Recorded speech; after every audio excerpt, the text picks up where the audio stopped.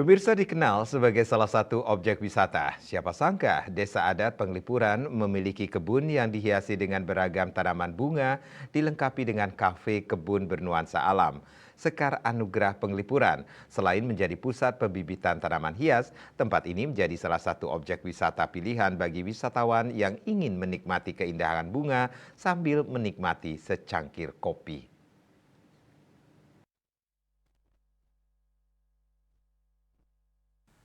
Menyandang predikat desa terbersih di dunia, Desa Adat Penglipuran juga dikenal sebagai pusat pembibitan tanaman, mulai dari tanaman buah, sayuran, hingga tanaman hias.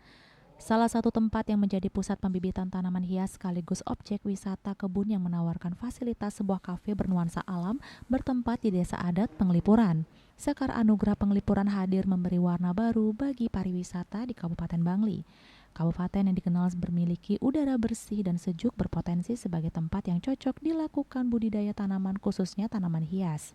Sekar Anugerah Penglipuran terletak di bagian utara Desa Adat Penglipuran yang dimana tempat ini merupakan sebuah perkebunan luas yang dipenuhi berbagai jenis tanaman bunga hias. Selain itu, tempat ini juga menawarkan fasilitas seperti kafe kebun untuk para wisatawan yang hendak menghabiskan waktu bersantai sambil menikmati keindahan tanaman bunga. Tempat ini juga dikelilingi pepohonan dan hutan bambu. Pemilik Sekar Anugerah Penglipuran Made Syukur mengatakan terdapat ratusan jenis tanaman hias yang telah dibudidaya. Selain menikmati keindahannya, wisatawan dapat melihat secara langsung proses pembibitan dan penanaman tanaman hias serta dapat membeli tanaman hias dengan harga terjangkau.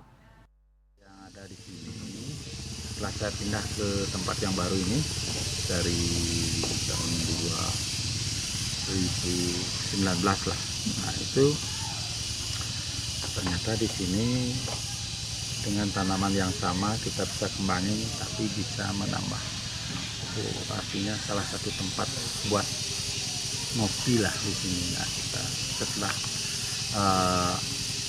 nursery atau ini kebun ini bisa ditata, akhirnya ujung-ujungnya saya bikin tempat ngopi di sini, bikin kafe kebun Penglipuran.